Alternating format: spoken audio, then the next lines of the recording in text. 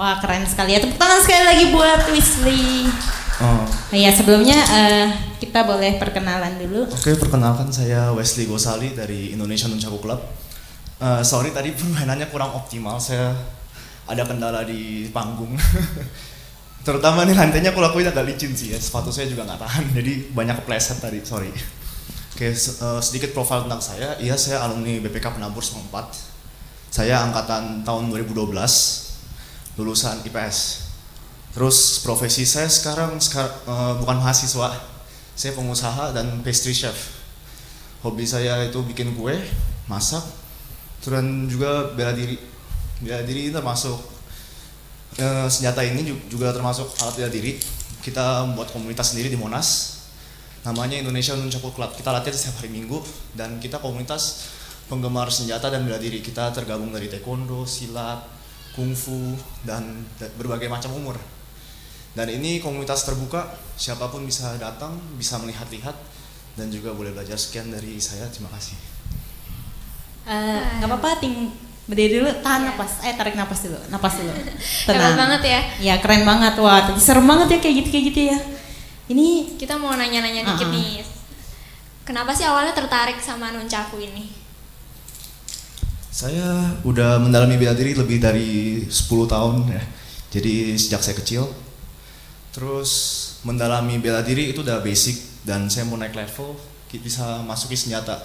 Sekarang selain mainkan nunchaku, saya juga mainkan 4 senjata lain termasuk pedang, tonfa. Kalau nggak tahu tonfa itu apa, itu senjata yang pakai sapam, toya, dan juga bumerang ya. banyak banget ya. Iya, banget. Wow. Terus itu ketertarikan awalnya tuh dari mana sih, terus belajarnya di mana gitu selain di komunitas yang tadi? Belajarnya dari mana, terus awal ketertarikannya tuh kenapa mau belajar bela diri kayak gitu? Awal tertariknya sih simple ya. Dulu waktu kecil sering lihat film. Terus 2 kasus pembulian di sekolah, rentan banget kayak kasus pembulian di mana anak-anak yang lemah itu selalu ditindas. Terus kedua, saya latihan di beberapa klub. Ada taekwondo itu klub utama saya di Nenggala Club. Dan mulai udah gitu berkembang, saya cari klub-klub lain juga. Yes. Ya, tepuk tangan sekali lagi buat Wesley, silakan itu. Wah hebat banget ya itu Iya. skill. Gitu belajar kayak gitu, jagoan bela dirinya. Kita aja aikido nggak bisa-bisa. Iya, kita aikido udah beberapa lama, gerakannya itu aja. Ya, selanjutnya kita mau masuk ke acara inti kita nih, yaitu Ya, talk show. so kita akan undang penulis-penulis. Ya, dari Parut Motivasi dan Badai Remaja. Ya, depan ada Gaby, Ada Kak Abidin dan Johan, dan juga Kak Nuryanto Gracia. Silahkan maju.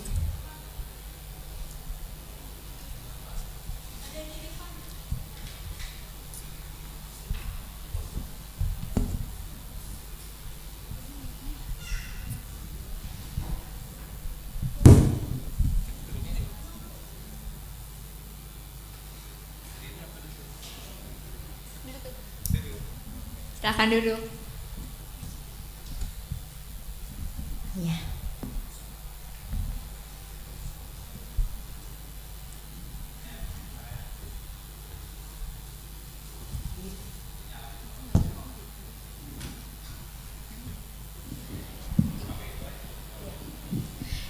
Oke, sebelumnya kita mau minta teman-teman untuk memperkenalkan diri dulu nih satu persatu. Mulai dari paling kanan. Ya, selamat sore semuanya. Terima kasih udah menyempatkan diri untuk bisa berkumpul di sini. Saya mau memperkenalkan diri. Nama saya Gabriel Najla Marikar, bisa dipanggil Gaby. Terus apa lagi nih? Sekolahnya sekarang menjalani pendidikan di STP Sahid Pondok Cabe. Terus dari GKI Kebayoran Baru Bajem Gunung Sindur. Gitu. Ya, terima kasih.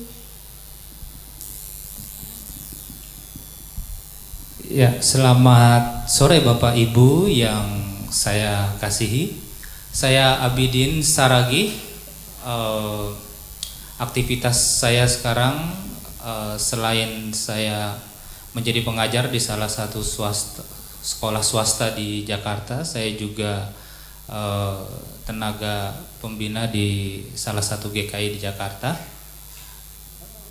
dan tempat tinggal saya di Harapan Indah. Terima kasih. Nama saya Johannes Jadi Wijaya. Sekarang saya kuliah di BINUS semester 3. Kegiatan yang dilakukan sekarang kayak buka brand namanya Kiyotomi Kaito. Itu kayak brand fotografi gitu, tapi lebih ke arah Jepangan gitu aja. Makasih.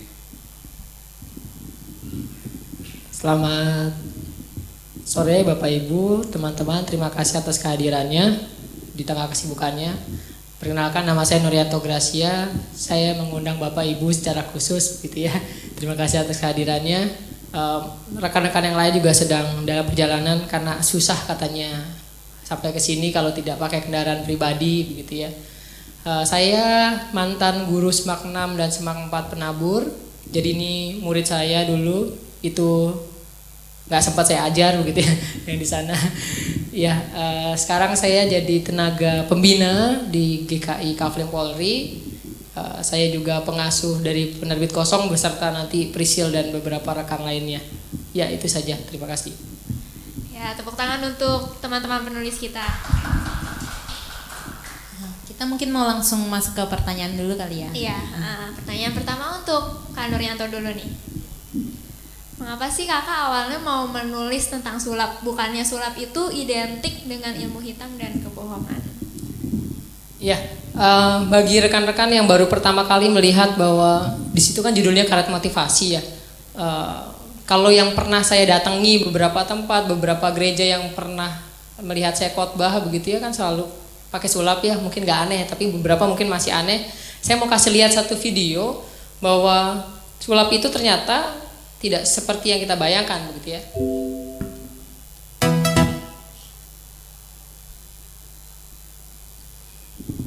Saya ini mau memberi motivasi ya. Dalam bersahabat, hati-hati. Kata-kata kasar itu menghapus semuanya. Orang kalau dihina itu dendam. Hati-hati ya.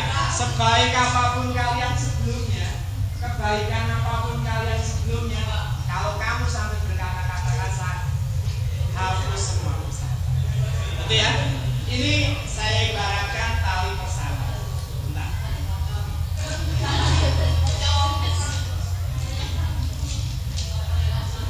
Oke. Ini mau saya tekuk. Oke ya. Tekuk gini ya. Dan oke. Mau saya potong.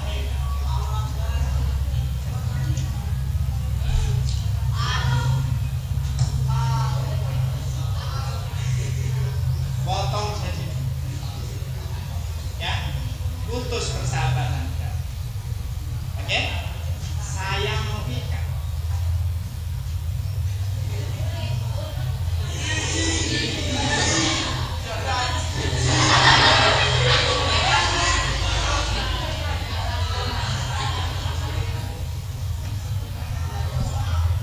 Oke, nyambung ya.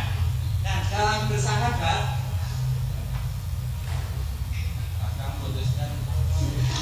putusnya. Tapi kalau kalian sungguh-sungguh minta maaf, ya, kalau sudah terlanjur cukup putus, mintalah maaf. Dekatkan dirimu dengan temanmu dan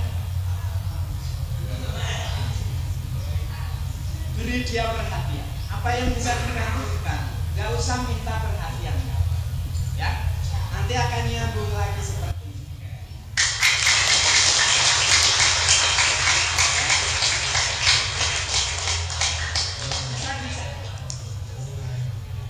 Sekarang certil, ceramah dengan ilusi. Ya. Namanya ada ilusionis. Ketika ceramah menggunakan filosofi, sulap-sulapnya Koko Lim. Sekarang begini, Bu, ada yang punya uang 2000 enggak? Siapa yang keluarnya punya 2000? Oke, yang ada aja, Bu. Ada, Bu, silakan. Yang ini ya. Boleh, Bu ya? 2000? Ya, uang Ibu? ya. Oke. Ini uang dari Kang Koko, Bu. Uang 2.000. Kalau kita sedekah uang 2.000, kalau Allah ganti 10 kali lipat jadi berapa? Allahumma sholli ala Muhammad. Uangnya kita lipat ya, Bu. Sekarang uangnya Koko lipat. Boleh kamera? Koko lipat. Oke. Koko lipat uang. Nah, sekarang kita akan coba. Allahumma sholli ala Sayyidina Muhammad wa ala ali Sayyidina Muhammad. Berubah nggak ya? Berubah nggak ya? Ya subhanallah. Kok bisa sih? Kok ajarin dong. Uang 22.000 dikali 10 kali lipat dia jadi 20.000. Subhanallah. Subhanallah. Oh, kalau di slide disebutnya gospel magic. Bapak Ibu tenang saja, saya tidak akan melakukan guna-guna. Ya. Gospel magic adalah bagaimana kita menyampaikan firman Tuhan dengan sulap tanpa bohong. Jadi dulu saya di Semakna Penabur punya kelas namanya gospel magic. Kelas khusus muridnya 40-an dan salah satunya tersisa ini. Gitu ya. Dari 40 31 gitu ya. Jadi di sana diajarkan pokoknya larangan terbesar dari gospel magic adalah tidak boleh berbohong. Bapak Ibu perhatikan ya, orang-orang hebat yang besar ini yang merasa bahwa dirinya kuat, merasa bahwa kalau masalah besar datang mereka akan hancur. Tapi perhatikan, ketika mereka sombong, ketika mereka mengandalkan diri sendiri, nggak perlu pakai jarum, hanya dengan sentuhan sedikit saja mereka akan hancur. Bapak Ibu percayalah, sekali lagi saya nggak pakai jarum, gitu ya. Sekali lagi saya nggak bohong gitu ya. Dengan sentuhan sedikit saja, lihat baik-baik, mereka akan.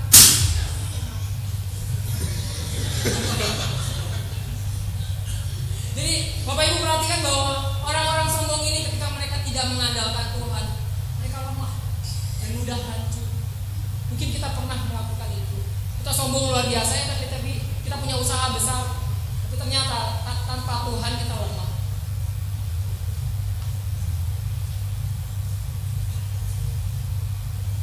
Lalu di sini saya ada sebuah tali.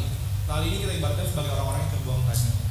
Mungkin bagi kita melihat bahwa tali ini hanya sebuah tali biasa, tidak mungkin punya kemampuan apapun. Tapi tali ini kita ibaratkan sebagai manusia yang terbuang tadi. Tapi dengan kemampuan Tuhan, manusia-manusia yang terbuang tadi pun bisa menjadi kuat seperti tali ini yang menjadi kuat.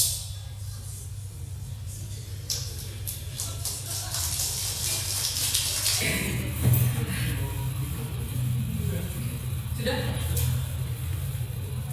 Terserah, tanda tangan boleh gitu ya.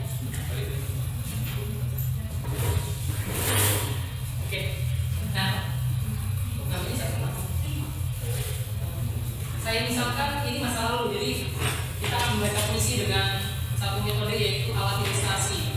Kalau saya disebut alat kangga. Nah, ini adalah kuburan masa lalu. Gitu ya. Dan ini masa lalunya Rima. Kita mungkin juga masa lalunya kita. Ya. Pahit masa laluku ingin kukubur, walau sakit masa kiniku ingin kukabur dari masa lalu.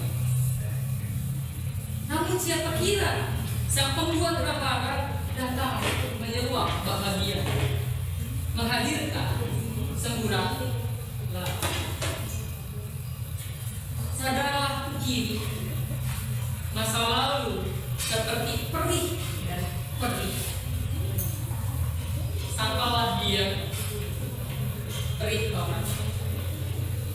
Rangkulah dia perih banget. Ya, silakan. Terima kasih itu. Perhatikan kartunya jelas semua berbeda, nggak ada yang sama. Ya, nah sekarang saya minta kalian nanti bilang stop di mana aja. Stop. Oke, silakan Riko. Pilih satu, terserah yang mana aja. Jangan kasih lihat saya. Oke, jangan kasih lihat saya. Udah? Udah ya. Oke, saya akan bagi dua kartunya. Tujuannya apa? Nanti ada yang tertutup, dan ada yang terbuka. Oke ya, kita akan acak-acak kartunya. Berantakan, jadi anggaplah ini adalah kehidupan kalian bersama rekan-rekan kalian yang kacau balau di sekitar kamu gitu ya. Dan kamu masukin terserah di mana aja. Tertutup. Ya, tertutup. Oke. Di salah satu kekacauan itu ada Eriko di dalamnya. Gitu kan ya? Oke. Kita akan mulai menata kehidupannya bersama dengan rekan-rekannya.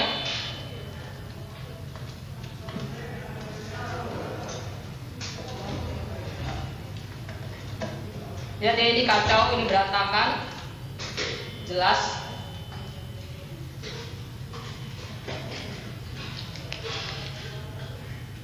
Oke, perhatikan. Di tengah tadi yang berantakan gitu ya, seharusnya kalau udah kacau kayak begitu, anak remaja biasanya ngikutin teman-temannya. Tapi sebagai pengikut Kristus, seharusnya kita tidak boleh ngikutin yang lain. Kita harus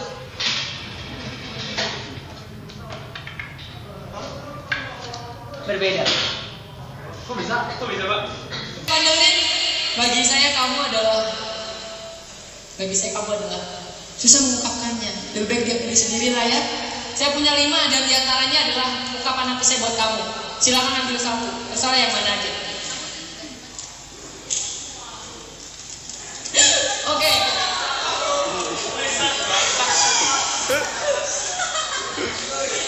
Oke, yang itu ya. Itu yang yakin Madulin nggak mau diganti sama sekali? Enggak. Yakin? Iya. Oke. Kita akan coba lihat seandainya Pandelin milih ini, bagi saya Pandelin adalah bentar. Ini dia lem supaya tujuannya nggak bisa ditukar.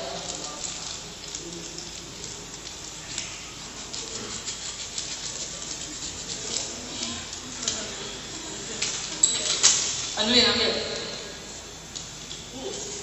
Bagiku kamu adalah, seandainya kamu pilih itu, jawabnya apa? Penyemangatku. Penyemangatku, gitu ya. Oh, sayang Pandelin nggak milih itu. Oke, kita buka lagi.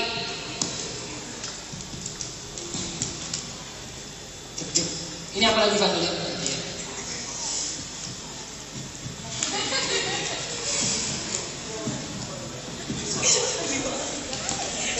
Pandelin ambil lagi.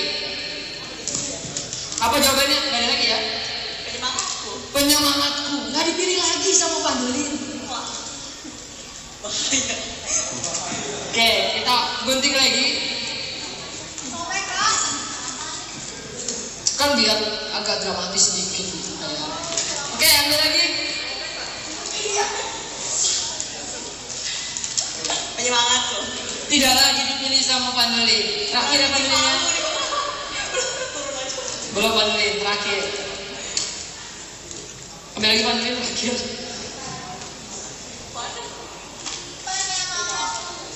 Penyemangatku. Ini apa dong berarti? Penyemangatku. Yakin? Kira-kira kamu diambil apa di sini? Penyemangatku. Oh, malu nih bodoh nggak terima.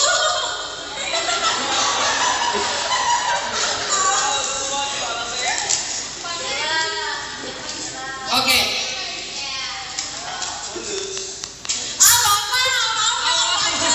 Coba baca Pandelin. Bagiku kamu adalah. Ayo Pandelin coba baca. Coba. Kamu yang milih bukan saya. Oh gitu. Ayo coba apa bacanya? Coba saya baca. Sini. Nggak boleh.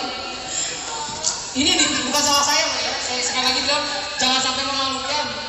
Tapi yang terjadi. Bagiku kamu adalah kentutku. Ya. Padahal saya inginnya bagiku dia adalah penyemangatku, tapi apalah daya dia pengennya jadi kentutku. Oke lah, apa-apa. Yang penting bagian dari hidupku. Terima kasih Pandelin.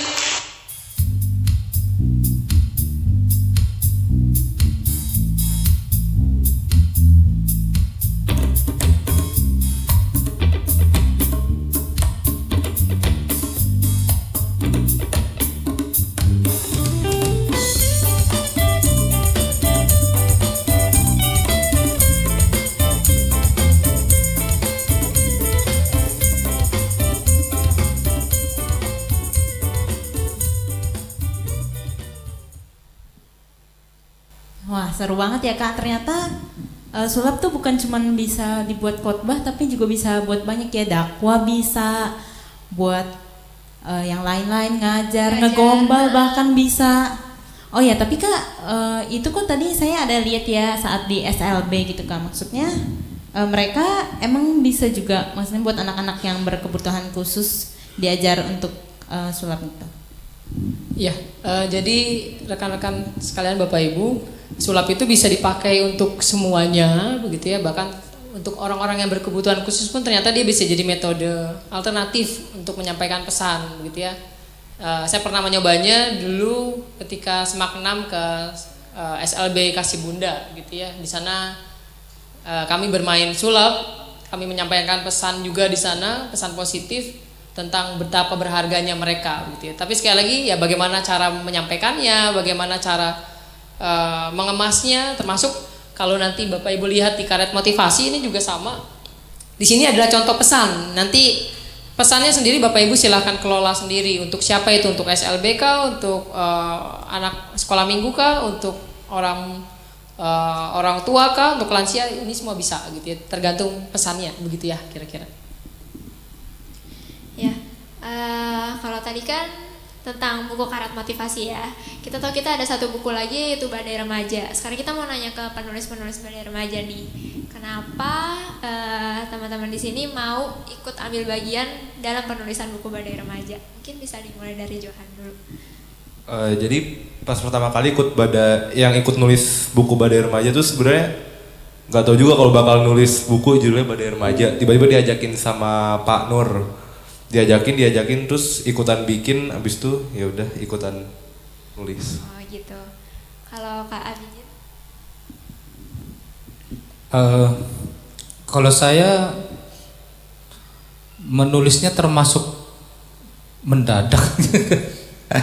Iya, waktunya juga terbatas, tetapi Pak Nur meyakinkan bahwa paling tidak ini adalah baik untuk kita, terutama juga untuk mengenal remaja, untuk orang lain lebih tahu, dan Pak Nur mungkin juga melihat latar belakang saya yang kemana-mana.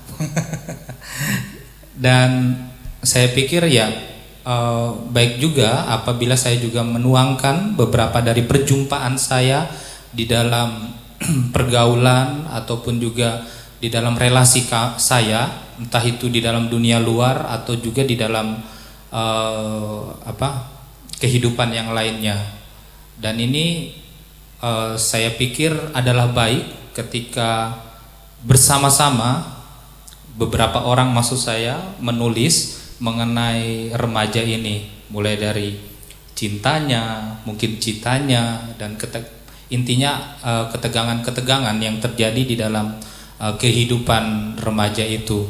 Dengan begitu, saya pikir juga dengan banyaknya penulis akan terlihat bagaimana warna atau badai ya, sesuai dengan judulnya buku kita ini, di dalam kehidupan remaja itu. Ya kira-kira seperti itu. Ya, terima kasih. Kalau untuk JB gimana? Ya, awalnya sih waktu itu pas lagi kerja gitu, terus Kanur juga BBM Gaby, yuk kita nulis bareng teman-teman yang lain gitu. Terus wah nulis, di situ juga sempet yang Gaby nggak punya kayak pengalaman tentang nulis-nulis buku lah apa gitu, tapi emang suka untuk kayak nulis terus curhat-curhat gitu kan remaja. Terus pas kerja itu hari apa ya, kayak cuma 3 hari Kanur kasih kayak ya udah nanti Kamis kalau nggak salah tuh sampai Sabtu ya kita kalau bisa tolong langsung dikirim lewat JNE gitu. Terus itu Sabtu belum selesai juga gitu. Terus aku bilang ke Kanur, Kak belum selesai juga nih, Gaby masih nyicil-nyicil gitu. Terus ya udah minggu juga kita nggak kekejar juga. Terus akhirnya di Senin Gaby kejar, akhirnya syukurlah bisa nulis apa yang bagiannya gitu ya. Terus Gaby kirim, ya ini kesempatan indah sih yang Tuhan kasih untuk bisa ngerasain hal baru gitu, seru banget. Ya gitu. Ya, terima kasih. Ya, berarti sebenarnya enggak semua orang yang dari sini merupakan bidangnya menulis ya, tapi ada juga yang tadi ditarik tiba-tiba kayak gitu ya. Nah, terus kita juga mau tahu nih, ini buku kakak yang keberapa sih? Untuk Kak Nuryanto. Buku, ya. Buku. Ya. Kalau untuk penerbit mayor ini buku yang kedua. Kalau untuk penerbit minor ini buku yang ketujuh begitu ya. Jadi rekan-rekan ada penerbitan ada dua jenis, mayor dan minor. Minor itu kita nerbitin sendiri, pakai dana sendiri, lalu kita jual sendiri. Itu nggak bisa masuk ke Gramedia begitu ya. Saya punya dulu pernah sama rekan-rekan bikin penerbitan minor masuk ke Gramedia begitu, tapi jelas sistem distribusinya tidak sekeren penerbit mayor. Jadi kalau mau dibilang jujur, kalau penerbit mayor baru ini buku yang kedua begitu ya. Ya begitulah ya kira-kira. Oke, bisa dijelaskan mungkin lebih lanjut apa keunikan buku Karat Motivasi ini dibanding dengan buku-bukunya yang lain? Ya, rekan-rekan nanti kalau rekan-rekan lihat, sebelum saya menulis buku ini, dulu saya pernah membuat, kalau di Semak 6 dan Semak 4 pasti ya tahu lah anak-anaknya ya. Judulnya 19 Gospel Magic gitu ya. Jadi sebelum ini ada yang namanya 19 Gospel Magic, tapi terbatas hanya untuk orang Kristen. Hanya untuk guru sekolah minggu, pendeta, dan teman-teman di luar agama Kristen ternyata ingin juga ada buku kayak gini. Bahkan pesulap, teman-teman saya yang pesulap itu mengatakan, kami ingin bermain sulap tapi nggak pakai bohong, karena di mana-mana sulap itu selalu identik dengan bohong begitu ya. Inilah kenapa lahir. Yang menarik dari buku ini adalah pertama, ini buku sulap yang bisa dipakai untuk motivasi apapun jenisnya. Kedua, buku ini dibaca sambil melihat video. Kalau Bapak Ibu pernah dengar yang namanya audiobook begitu ya, maka ini visual book. Bacanya harus sambil lihat video. Videonya di mana? Download. Begitu ya. Di sini ada linknya yang harus di-download. Jadi kalau sebelum ini ada buku-buku lain yang ada videonya, dan menurut saya mereka belum termasuk visual book. Kenapa? Karena kalau nonton itu nggak perlu baca bukunya, udah selesai. Kalau itu dibajak, disebarluaskan, diperbanyak, orang yang nggak beli bukunya bisa menikmati dengan mudahnya. Tapi buku yang ini berbeda. Kalau mereka download videonya saja, mereka nggak akan ngerti ini maksudnya apa gitu ya. Kalau mereka baca bukunya aja, sama juga, ini caranya susah ya, mainnya bagaimana. Makanya dua-duanya ada di buku ini. Bahkan untuk bisa dapat videonya aja, Bapak Ibu diajak berpikir gitu ya. Sama layouternya diajak berpikir. Jadi ada kodenya, kode untuk membuka videonya begitu ya. Jadi ini permainan benar-benar ngajak berpikir. Itu yang unik dari buku ini sih gitu ya. Oh, jadi harus beli bukunya dan harus download videonya. Ya. Kalau kita sebelum kita beli bukunya dan download videonya, bisa nggak kakak tolong contohin kak salah satu apa sih sulap apa sih yang ada di buku itu kak? Ya, tadi sebelum masuk saya ngasih 2 karet ya, kita bisa main bareng-bareng kali ya. Saya ajarin deh. Sebelumnya kita main dulu, nanti saya ajarin. Satu aja ya, satu aja.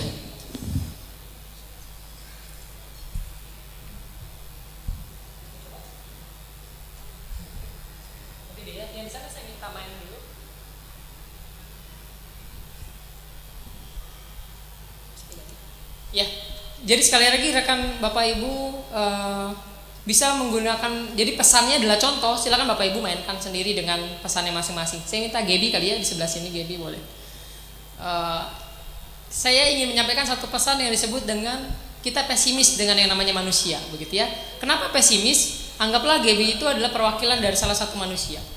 Gaby bisa di sini, ini adalah kehidupan manusia, begitu ya. Saya misalkan dalam permainan sulap menggunakan motivasi menggunakan sulap, semuanya pesan begitu ya. Di sini ada tengahnya, silakan dipegang Gaby dengan 2 jari ya. Gaby adalah perwakilan manusia. Dalam kehidupan kenapa kita pesimis? Karena seringkali kehidupan kita rusak karena manusia. Silakan kita ulang lagi ya, lihat ya. Kehidupan kita baik-baik saja, tapi ketika ada manusia yang ya bersentuhan dengan kita, berhubungan begitu ya, kita bercakap-cakap, kita jadi temannya, ternyata kehidupan kita berubah. Gitu ya. Ada kerusakan yang terjadi di sana. Tapi jangan pesimis, ternyata manusia itu juga, pegang lagi, justru yang bisa memperbaiki kerusakan yang ada. Gitu ya. Nah, ini contohnya. Nah, kita latihan ya. Itu salah satu contoh permainan menggunakan karet. Jadi sederhana. Bapak Ibu kemana-mana cuma bawa karet. Terima kasih Mas.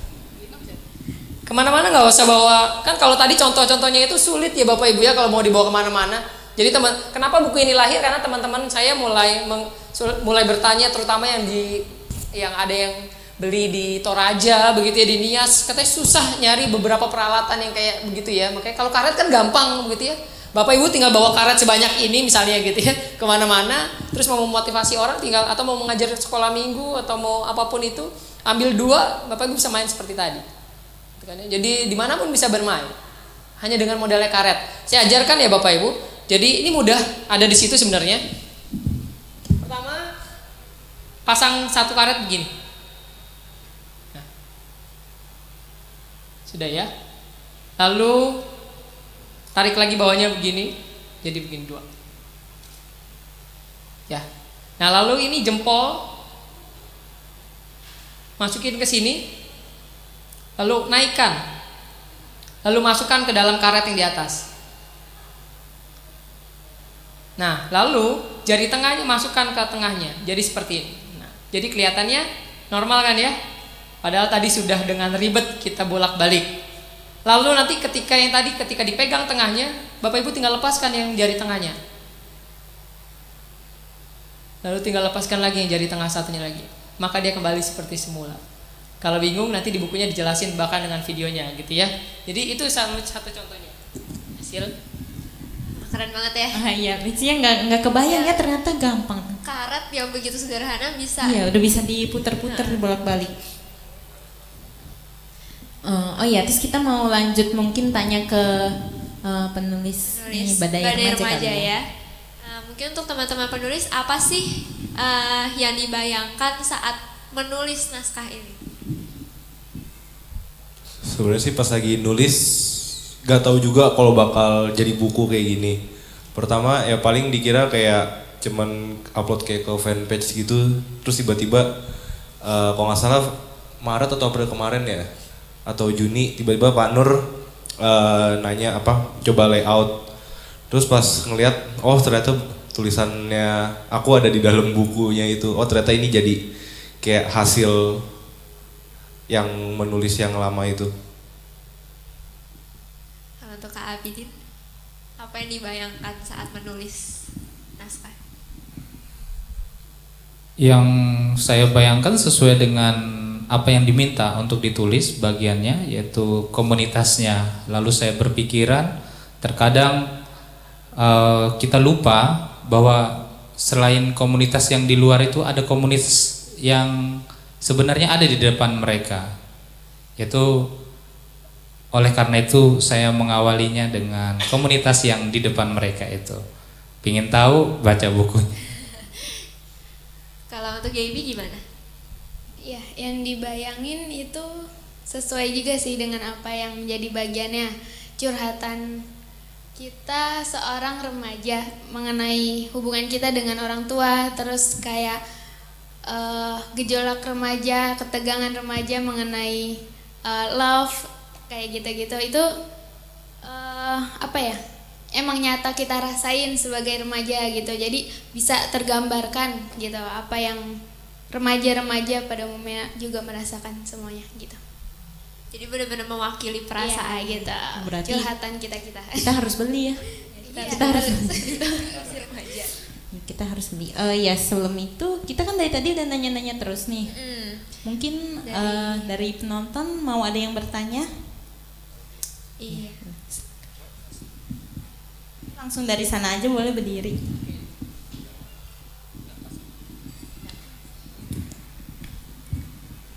Mungkin bisa sebutkan nama dan asalnya.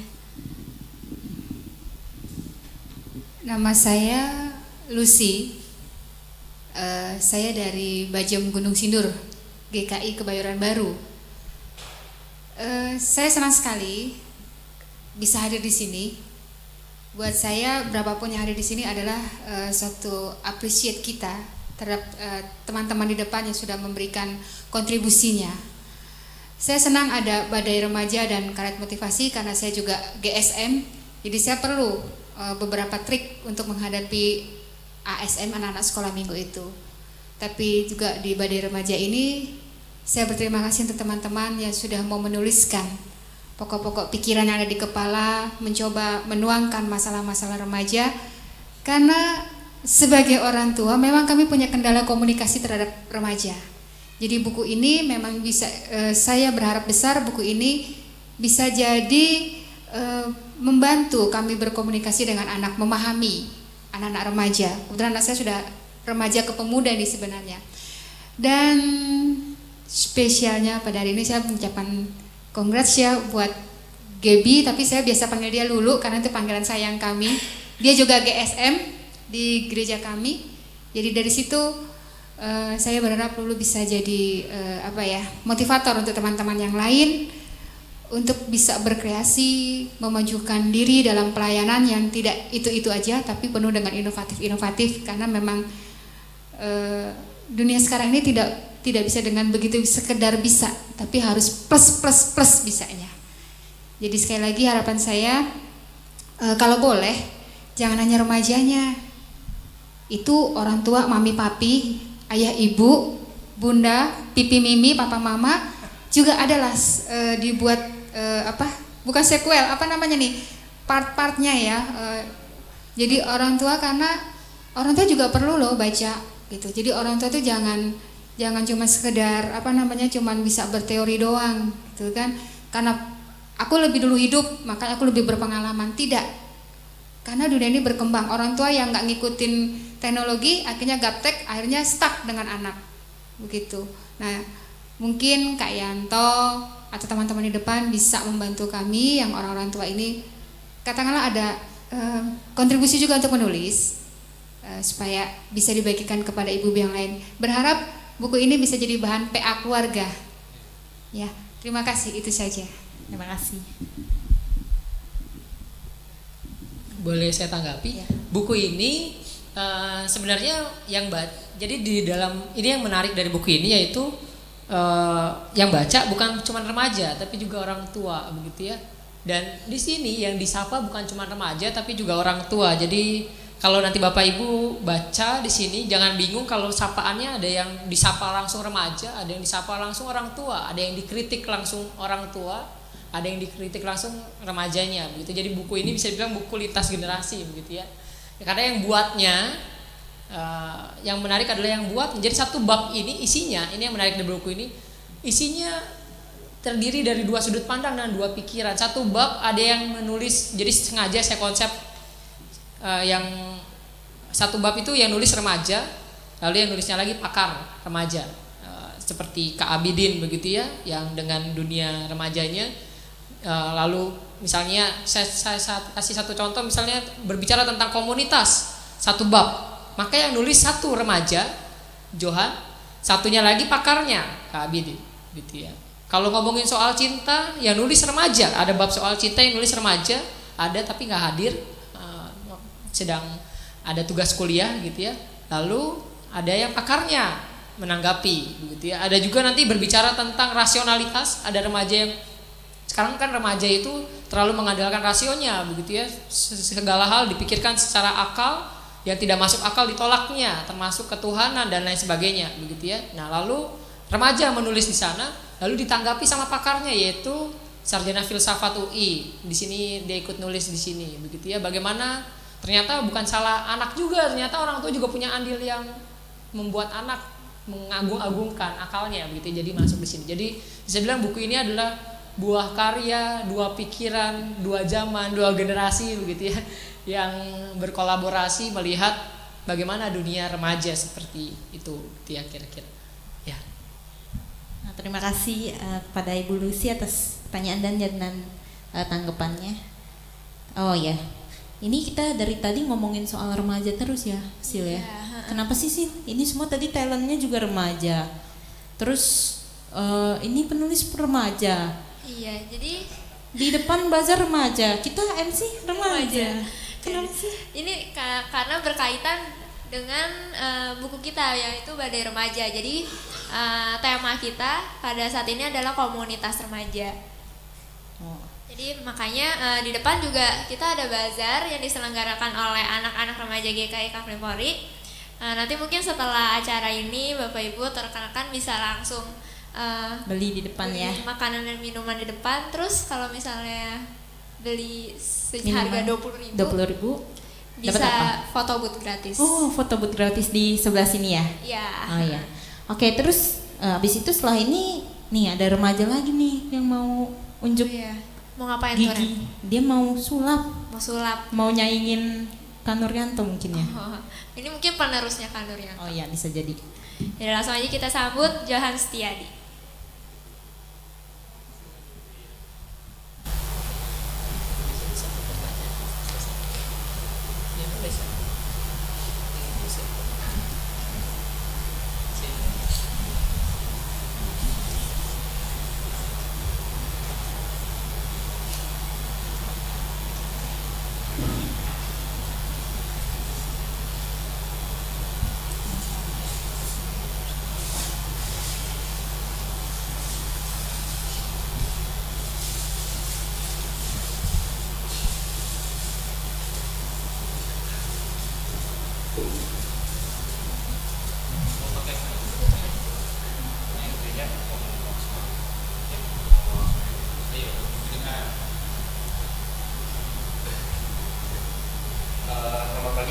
Selamat siang Bapak Ibu sekalian atau hadirin di sini.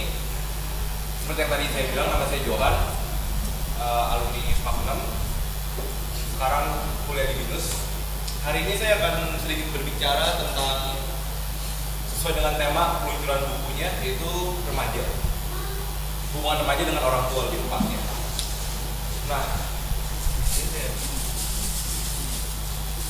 Nah, di sini yang kira-kira masih remaja atau mungkin Bapak Ibu sekalian yang masih remaja, pernah nggak sih kalian kayak pikirin dulu sama orang tua kalian kalau orang tua kalian tuh kayak mengurus kalian tuh kayak pengen pamrih, kayak minta kayak misalnya kalian pikir orang tua kalian tuh berpikirnya tuh kalau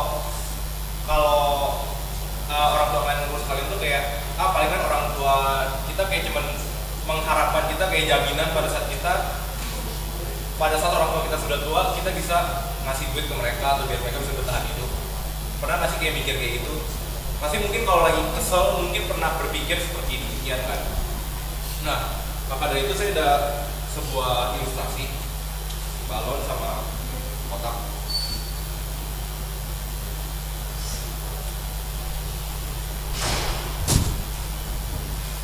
Nah, balon ini mungkin yang sering kita pikirkan seperti orang tua kita.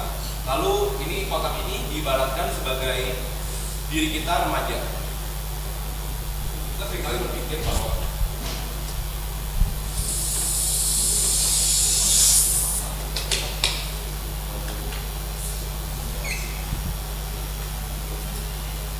kalau kasih sayang orang tua itu kayak balon ini.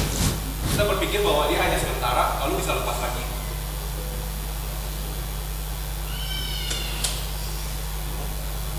Pas lagi seperti ini. Nah, tapi pada sebenarnya tuh kasih sayang orang tua tuh nggak seperti itu, nggak seperti demikian. Orang tua itu menyayangi kita, anak-anaknya tuh sebagai sesuatu, sebagai darah daging atau sebagai bagian dari tubuh mereka sendiri. Nah,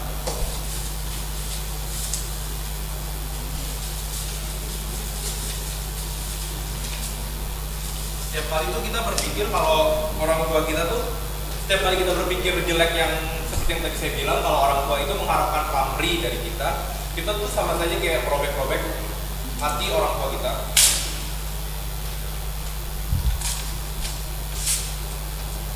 Dan menghancur-hancurkannya.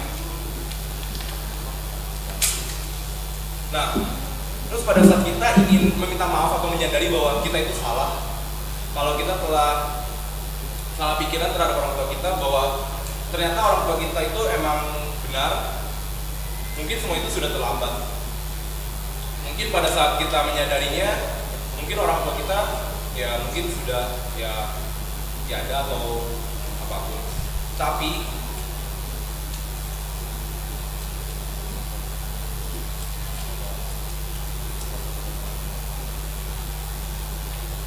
sebenarnya itu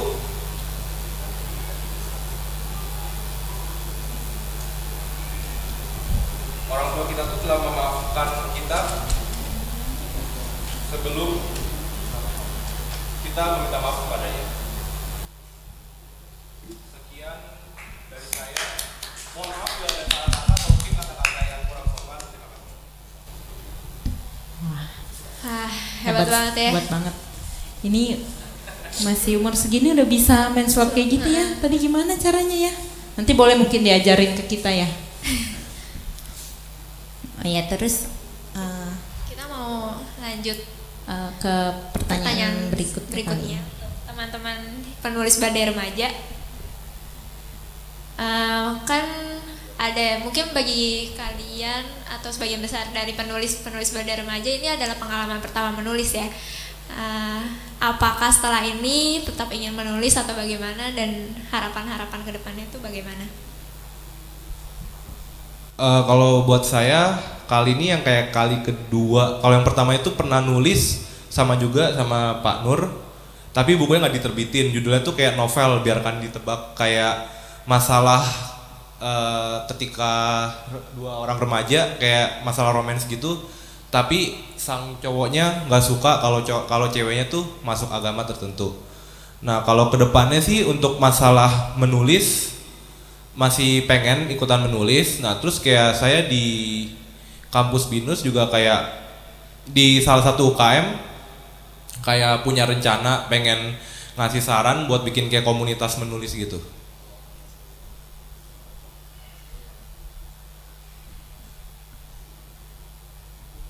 Ya, kalau mengenai penulisan buku secara bersama, ini saya yang kedua. Yang pertama itu tentang bersama-sama dengan teman-teman yang lain, tuntunan kehidupan, itu kumpulan renungan. Lalu yang kedua, Badai Remaja ini. Lalu buku yang lain itu sifatnya organisasi, yang diterbitkan secara organisasi. Ada beberapa buku untuk TK, ada juga untuk SD, lalu juga ada yang remaja. Lalu juga pernah di Beskip Penabur, ya sekali. Ya, harapan. Ya baik, harapan untuk buku ini ya, harapan saya ini menjadi berkah untuk orang-orang yang membaca, dan juga untuk orang-orang yang